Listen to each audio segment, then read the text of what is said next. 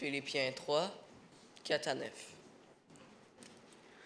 Moi aussi, cependant, j'aurais sujet de mettre ma confiance en la chair. Si quelque autre croit pouvoir se confier en la chair, je le puis bien davantage.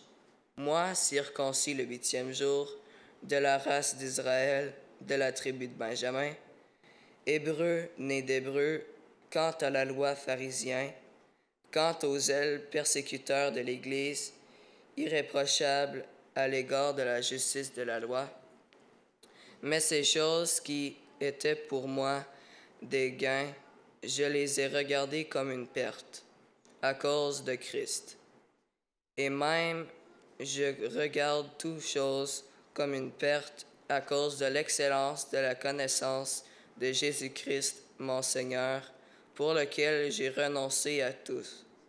Et je les regarde comme de la boue afin de gagner Christ, et d'être trouvé en lui, non avec ma justice, celle qui convient de la loi, mais avec celle qui s'obtient par la foi en Christ, la justice qui vient de Dieu par la foi.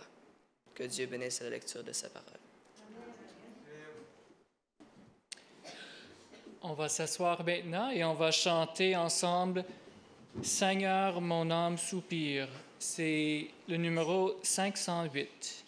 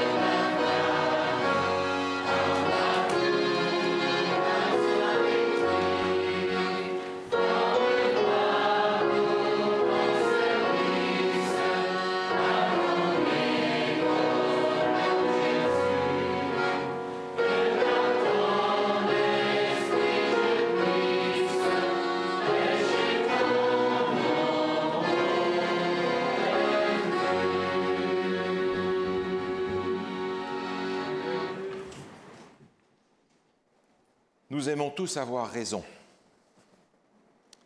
Et si je vous demande qui aime avoir tort, on n'aura pas beaucoup de mains. Oui, je sais, c'est une question rhétorique, mais enfin quand même. Nous aimons tous avoir raison. Et vous savez qu'on est capable de discuter fort et dur parce qu'on a raison pour prouver qu'on n'a pas tort. Et vous êtes peut-être de ceux qui ont fait cette expérience-là. Et plus on est sûr d'avoir raison, plus on va argumenter avec force. Et on ne va pas lâcher jusqu'à ce que l'autre ait compris que j'ai raison, même si ce n'est pas vrai. On pense qu'avoir raison, c'est l'essentiel. En fait, ce n'est pas tout à fait suffisant. Et j'aimerais prendre quelques exemples bibliques à ce sujet-là. Dans Genèse, au chapitre 37, je vous ai raconté l'histoire d'un personnage que vous connaissez bien et qui s'appelle Joseph. Joseph, il est le fils de la femme aimée pour Jacob. Donc, il est le chouchou de son père. Alors, son père va lui faire une robe spéciale, une robe de plusieurs couleurs. Les autres, ils n'ont qu'à mettre leur robe habituelle. Joseph, il est spécial. Il reste à la maison, les autres vont travailler dans les champs, etc. Et le père va envoyer Joseph pour aller voir si tout va bien, s'ils ont besoin de quelque chose. Et lui vient comme inspecteur des travaux de ses frères aînés. Joseph se rend détestable. Et en plus, il a des rêves. Il rêve qu'ils sont tous dans des champs et qu'ils ont des gerbes. Et puis, voilà, toutes vos gerbes sont venues s'incliner devant la mienne. Ah ah, ouais, tu crois qu'on va venir se mettre à plat ventre devant toi, hein? Puis il a un autre rêve. Le ciel, dans le ciel, il voit le soleil, la lune, les étoiles qui viennent toutes se prosterner devant lui. Alors finalement, ils en ont assez. Et il est dit dans Genèse 37, au verset 8, ses frères lui dirent, « Est-ce que tu régneras sur nous? Est-ce que tu nous gouverneras ?» Et ils le haïrent encore davantage à cause de ses songes et à cause de ses paroles. Je comprends. Joseph, quand on y pense, à 17 ans, c'est un sale gamin. C'est un gamin arrogant, prétentieux, qui se prend pour quelqu'un et qui le fait savoir et qui se rend haïssable auprès de tous ceux qui l'entourent.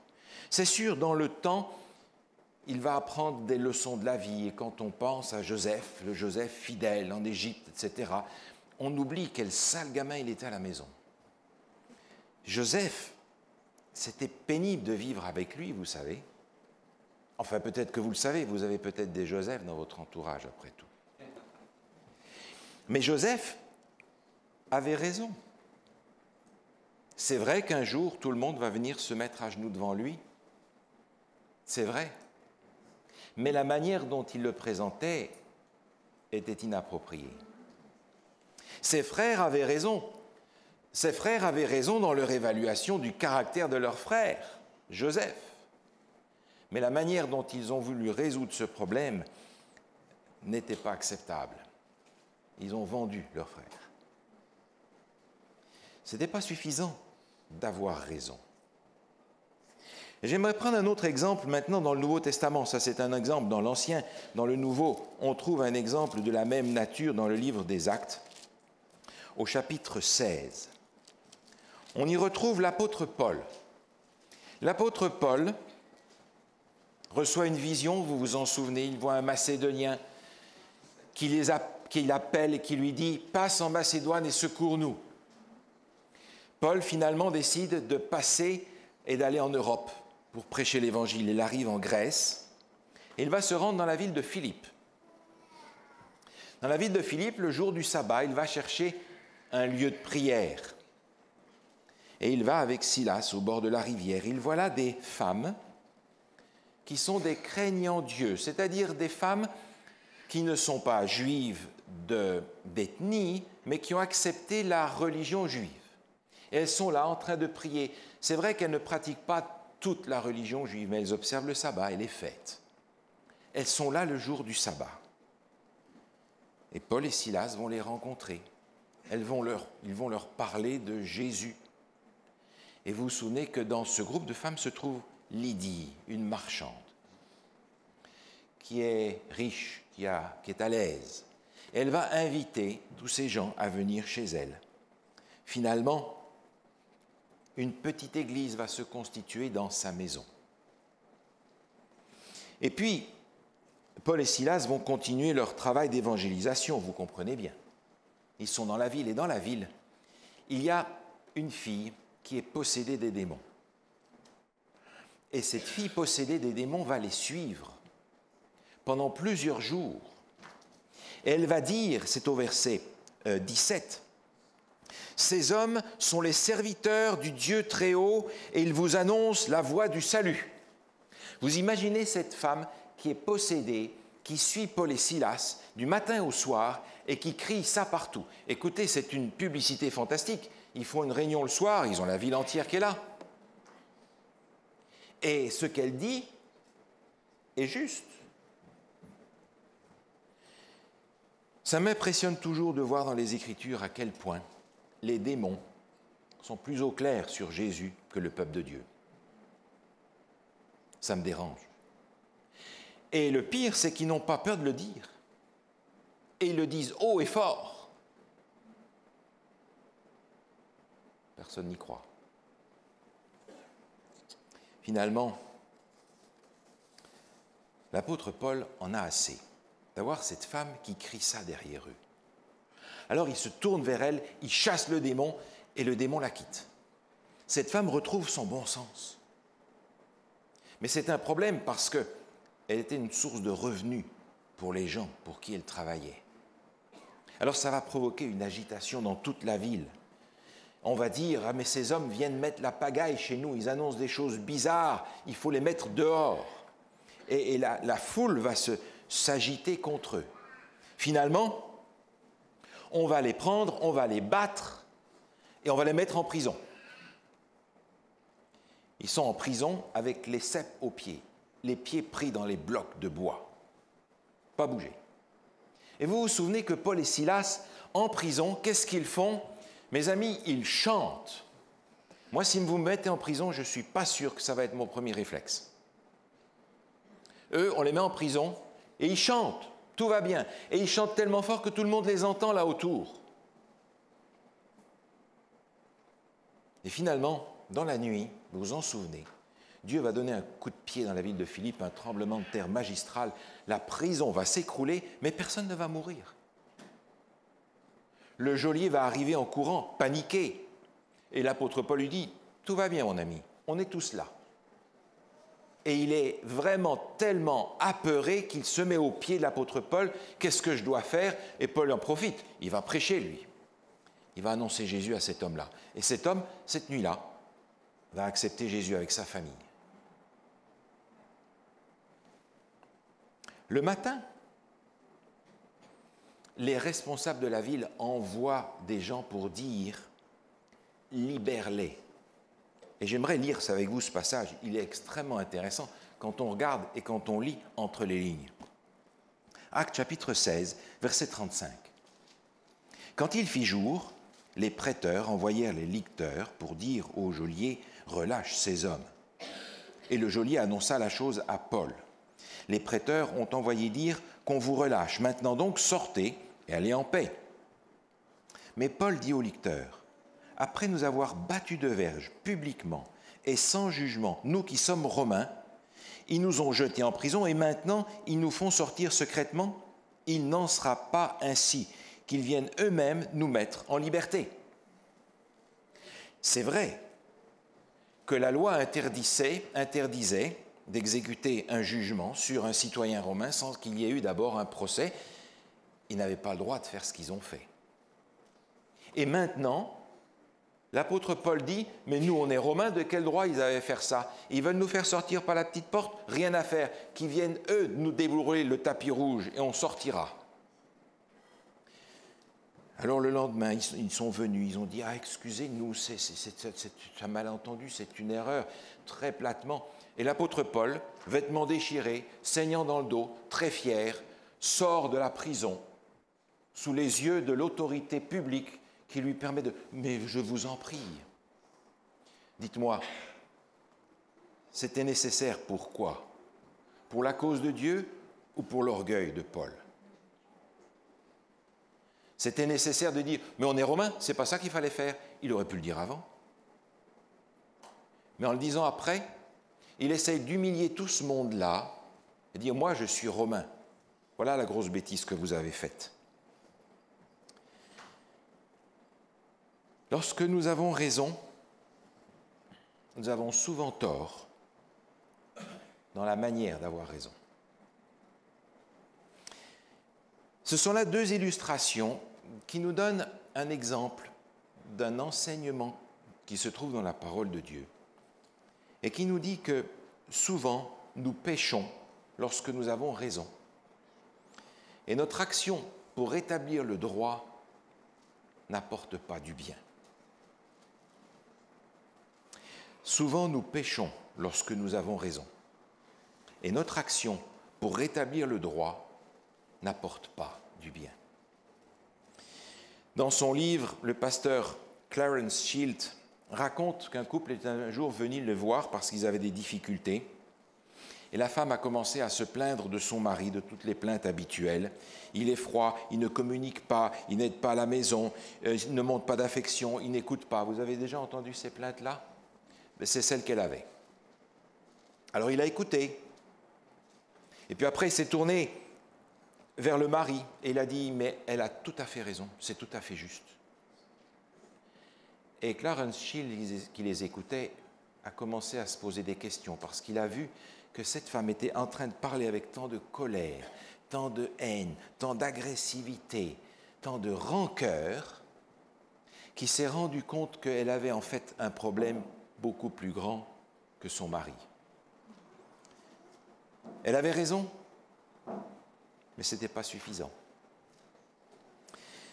Notre manière d'avoir raison fait que souvent nous avons tort parce que le moi est encore placé en premier dans cette affaire. Le moi n'est pas encore mort. Et nous avons des illustrations de cela. Je pense par exemple à ce texte de l'Apocalypse. Apocalypse chapitre 13. J'aimerais prendre cette illustration parce que peut-être qu'elle pourrait être actuelle pour nous. Apocalypse chapitre 13, vous vous souvenez, il est question de bêtes dans le sens symbolique. Et il est dit au verset 15, « Et il lui fut donné d'animer l'image de la bête, afin que l'image de la bête parle et qu'elle fasse que tous ceux qui n'adorent pas l'image de la bête soient tués. » L'image de la bête, on a souvent parlé de l'image de la bête. La bête en question, on en a une description de son caractère, en tout cas dans le livre de Daniel, sous la forme de Babylone. Babylone, on sait qui c'est. Dans le livre de Daniel, on apprend que c'est là une puissance qui se prend pour Dieu, qui impose ses valeurs et qui persécute ceux qui ne les acceptent pas. Cette Babylone va prendre des dimensions différentes dans le livre de l'Apocalypse et à la fin des temps. Mais personne ne nous dit que les valeurs que cette bête défend sont de mauvaises valeurs toujours.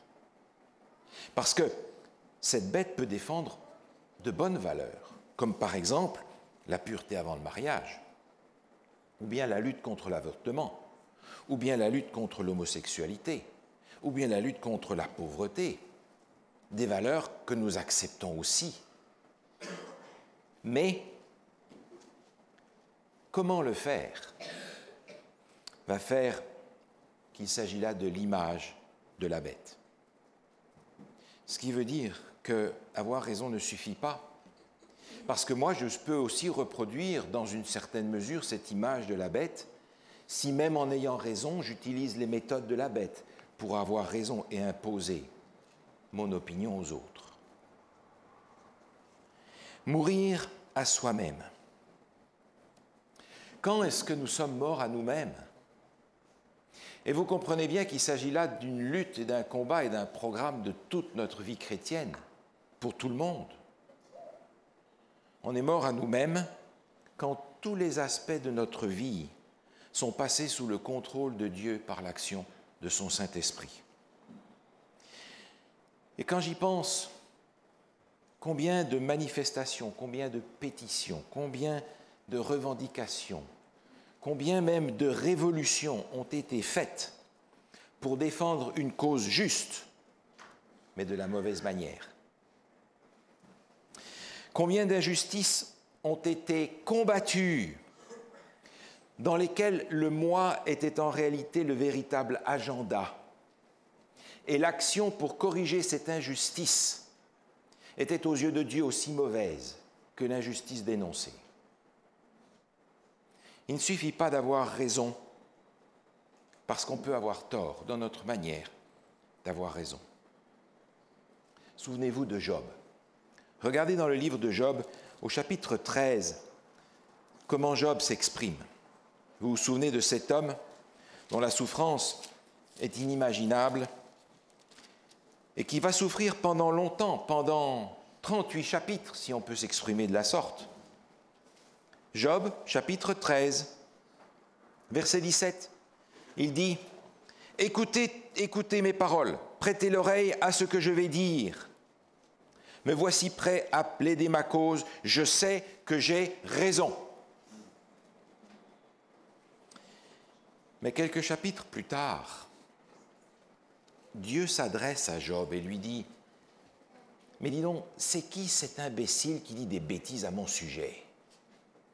C'est ma traduction évidemment de Job 38, verset 2. Mais c'est ça. Et quelques chapitres après, au chapitre 42, Job s'exprime et dit « J'ai parlé sans les comprendre des merveilles qui me dépassent et que je ne conçois pas. C'est pourquoi je me condamne et je me repens sur la poussière et sur la cendre. J'ai raison, Seigneur, je veux défendre ma cause. Tu dois m'écouter, tu dois m'obéir. » Mais Job doit se repentir d'avoir pensé qu'il avait raison. Mourir à soi-même, en fait, c'est aller contre la mode d'aujourd'hui. Mourir à soi-même, c'est aller contre les revendications de nos propres droits. Mourir à soi-même, c'est arrêter de répéter tous les malheurs et les offenses qu'on nous a faits pour montrer à quel point on avait raison et à quel point les autres avaient tort. Si je me défends et que je défends mon droit, j'ai l'impression que Dieu va nécessairement m'exaucer. Parce que je vais à la défense de ce qui est droit, de ce qui est juste. Dieu sera avec moi nécessairement. Et si par hasard, Dieu ne répond pas de la même manière que j'ai imaginé, alors je me sens humilié, abandonné de Dieu. Mais vous avez remarqué, quelqu'un qui est mort à lui-même, c'est impossible de l'humilier, parce qu'il s'est humilié déjà lui-même. Dans le livre Premiers écrits, la page 119, permettez-moi de vous lire ces quelques lignes. Si l'on mettait de côté l'orgueil et l'égoïsme, 5 minutes suffiraient pour régler la plupart des difficultés dont les gens se plaignent. L'ange me dit, les observateurs du sabbat devront mourir à eux-mêmes, à l'orgueil et à l'amour de l'approbation. J'ai vu qu'un grand nombre de gens demandaient au Seigneur de les humilier. Mais s'ils étaient exaucés, ce serait par de terribles actes de justice. Leur devoir est de s'humilier eux-mêmes.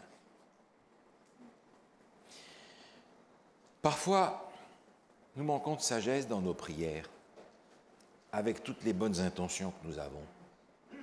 Si Dieu avait exaucé les prières que nous lui avions adressées en lui demandant de nous humilier, s'il l'avait fait, quel malheur on aurait reçu. Parce qu'il nous demande de le faire nous-mêmes. Alors, les caractéristiques de quelqu'un qui est mort à lui-même. Celui qui est mort à lui-même, il n'est pas surpris quand les choses ne vont pas comme il a pensé, parce qu'il sait qu'il y a un ennemi qui sème aussi la mauvaise semence, et parce qu'il sait qu'on est à la fin des temps et qu'il travaille jour et nuit. Quelqu'un qui est mort à lui-même n'est pas non plus offensé par les humiliations que les autres veulent lui infliger. Celui qui est mort à lui-même n'est pas non plus vexé de ce qu'il n'arrive pas à tout contrôler et à avoir le pouvoir sur tout. Celui qui est mort à lui-même n'est pas contrôlé par ses émotions et par les circonstances. Celui qui est mort à lui-même est parfaitement en paix et serein, parce qu'il n'a pas besoin de se défendre et de défendre son orgueil. Celui qui est mort à lui-même ne trouve rien de plus important dans sa vie que de défendre la réputation de Dieu, même s'il doit perdre la sienne. Pensez à Moïse, qui plaidait avec Dieu en disant « Mais Seigneur, si tu touches à ce peuple, que vont dire les autres de toi? Conserve ta gloire en agissant envers ton peuple. » Mais finalement, celui qui est mort à lui-même donne l'exemple de ce que cela veut dire de vivre par la foi en Jésus-Christ. Vivre par la foi. On entend souvent des gens qui parlent sur la justification par la foi et qui essaient de savoir ce que c'est. Des livres entiers ont été écrits pour savoir ce que c'est. Permettez-moi de vous lire cette définition bien connue qui est rapportée par A.G. Daniels dans son livre « Christ, Our Righteousness » à la page 104. Qu'est-ce que la justification par la foi? C'est l'œuvre de Dieu qui conduit la gloire de l'homme dans la poussière et qui accomplit pour l'homme ce qu'il n'a pas le pouvoir de faire pour lui-même. Quand les hommes réalisent leur nullité, alors ils sont prêts à être revêtus de la justice de Christ. La justification par la foi, c'est l'œuvre de Dieu qui conduit notre gloire dans la poussière. Et vous savez, on entend souvent parler des born-again Christians, des chrétiens nouveau-nés.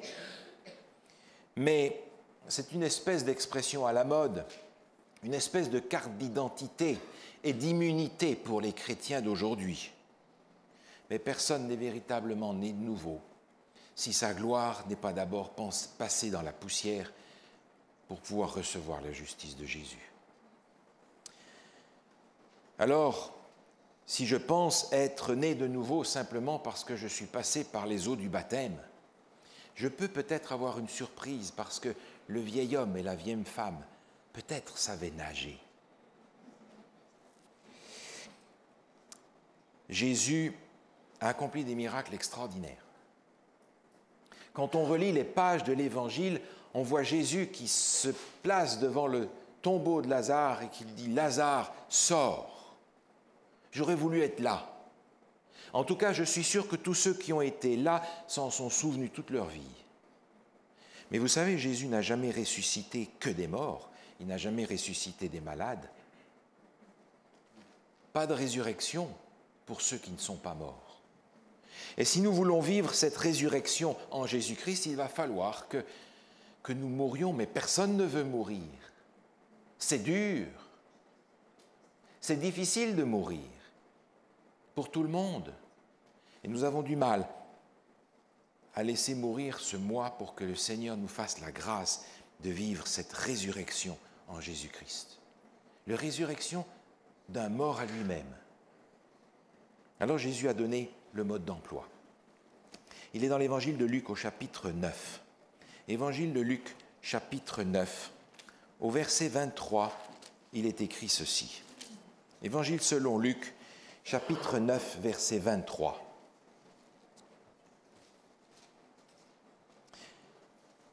Puis il dit à tous, « Si quelqu'un veut venir après moi, qu'il renonce à lui-même, qu'il se charge chaque jour de sa croix et qu'il me suive. » C'est un programme qui est plus facile à dire qu'à vivre. Se charger chaque jour de notre croix et d'accepter l'obéissance de manière à faire mourir le moi. Si quelqu'un veut venir après moi, qu'il renonce à lui-même chaque jour. Cette perspective de mourir à nous-mêmes va changer complètement notre existence. Et vous savez, la proximité de la fin des temps, en rapport avec mourir à nous-mêmes, donne une nouvelle perspective sur le voyage qui nous reste encore à faire. Mourir à nous-mêmes va nous empêcher pendant le reste de ce voyage de grogner, de nous plaindre, de rouspéter sur un tas de choses qui finalement, quand on y pense, ne devraient même pas nous affecter. Tellement les choses qui sont devant nous sont plus importantes que celles-là. Et combien de fois je suis moi-même victime de ça?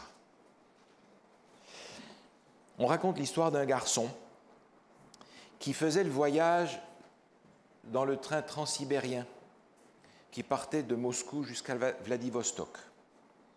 Et c'est un long voyage.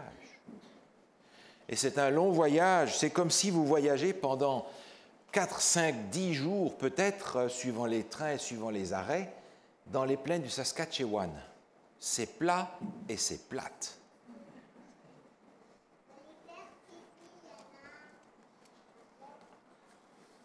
Et les gens ont trouvé que c'était ennuyeux. Et ils ont commencé à se plaindre après quelques jours. Il fait chaud, il fait froid. Et puis, le voyage est long. Et puis, c'est ennuyeux. Et puis, c'est monotone. Puis, il n'y a rien à voir. Puis, on n'arrive pas à dormir comme il faut. Et puis, on n'arrive pas à manger comme il faut. Et tout le monde se plaignait. Et il y avait dans ce train ce petit garçon. Et rapidement, les gens se sont rendus compte que lui ne se plaignait pas comme les autres. Alors on s'est tourné vers lui, on lui dit mais ça t'ennuie pas ce voyage qui n'en finit jamais, ces plaines qui sont plates à mourir, ça ne t'ennuie pas toi cette chaleur? Alors il a répondu oui c'est vrai que le voyage est long, c'est vrai qu'il fait chaud, mais mon papa m'attend à la gare d'arrivée. Et je crois que notre Père nous attend aussi à la gare d'arrivée. Et vous savez, cela peut changer d'une façon complète l'attitude que nous allons avoir durant le reste du voyage. Amen.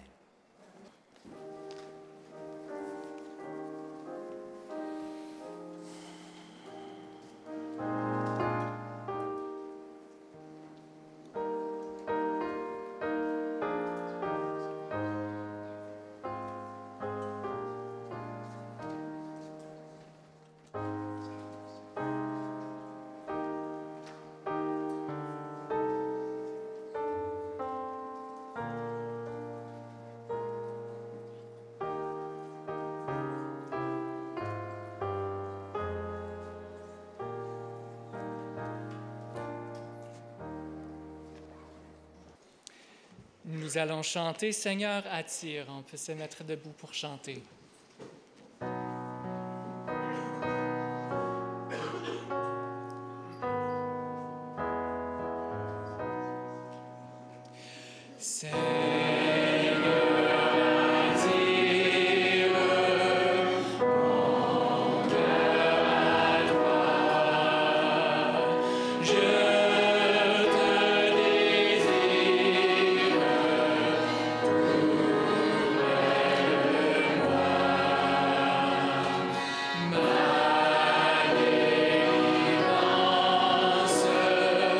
Dans le danger